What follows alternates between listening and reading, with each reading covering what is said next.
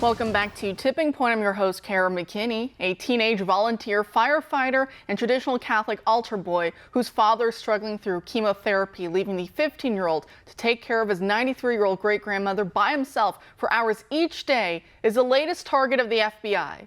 The resulting raid on the family's home left them dragged out of their home at gunpoint, handcuffed, and then locked inside a van. Instead of tracking down the high-level criminal organizations running mass looting sprees that have cost businesses billions of dollars and have made cities incredibly dangerous and even more impoverished than they already were, well, they decided to make up a crime instead, whole cloth, to entrap a defenseless teen for political points. Because like I keep saying, the current incentives for career advancement at the FBI and the DOJ are political points, not going after bad guys, because with the way the left is going, the criminal you arrest today could be tomorrow's hero. So what these feds did was create online group chats and message boards that purposely use traditional Catholic and conservative imagery and memes to lure in users online. From there, they provided friendship and camaraderie to many lonely and disaffected people, like this homeschooled teenager who had been given a cell phone for the first time in his life so that he could better communicate care needs for the elderly relative he was caring for. And since he was bored, lonely, and was dealing with a whole host of depression-inducing situations, including recent deaths in the family, financial insecurity, and ongoing health issues of his dad and great-grandmother, he easily got sucked into these message groups.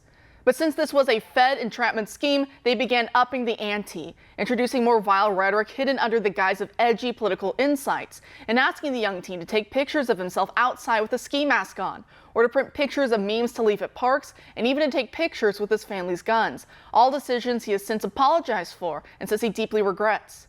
This didn't go on for too long, and eventually the teen felt his conscience gnawing at him, and so he deleted everything, and then he left the chat. This made the FBI believe that he had gone dark, meaning that a massive attack was imminent. But once they began investigating for a warrant, they came up empty-handed. However, that didn't stop them. The kid had only broken free of the fake rhetoric they were trying to force on him to create a crime that didn't previously exist. You know, back in the days, sting operations were done when crimes were suspected. They weren't used to create crimes that don't exist. It's a difference between infiltrating a known extremist web chat and creating one by dragging in lonely people who are incapable of anything violent, making them feel like they finally have friends. And so they say some stupid stuff just to have someone listen to them and finally care about them. And next thing you know, they're being arrested. We saw that with the Whitmer Fednapping hoax in Michigan. If the kid is going to get arrested for saying extremist things, well, the people who fed him those lines were the feds. He didn't come up with this stuff on his own. So why aren't the feds being arrested for saying all that?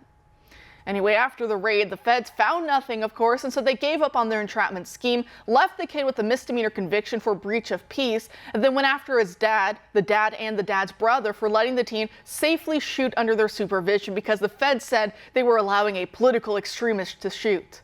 It's insane, and it's bankrupted the family, and the feds don't care.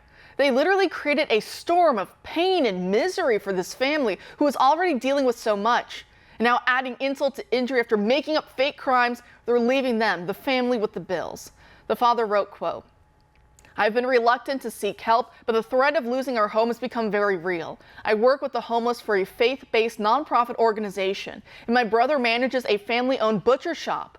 My wife stays at home and homeschools our younger children while managing a small homestead. We're paying legal bills by not paying other bills. Our credit is extended as far as it can go so our kids can have Christmas. The mortgage is a few weeks behind and we have zero breathing room for any unexpected expenses at this point. Our son is racked with guilt and believes himself to be at fault for our dire financial straits. While it is very humbling for me as someone who has always provided for others to ask for help, I know it is sometimes necessary, and for us, that time has come," end quote. Now, thankfully, the Give, Send, Go page for the Ruffini family has already exceeded its $22,000 goal. Any extra money will be saved for possible future legal expenses. This is what the feds mean by those memos, remember, we got from the FBI about going after traditional Catholics and other Christians.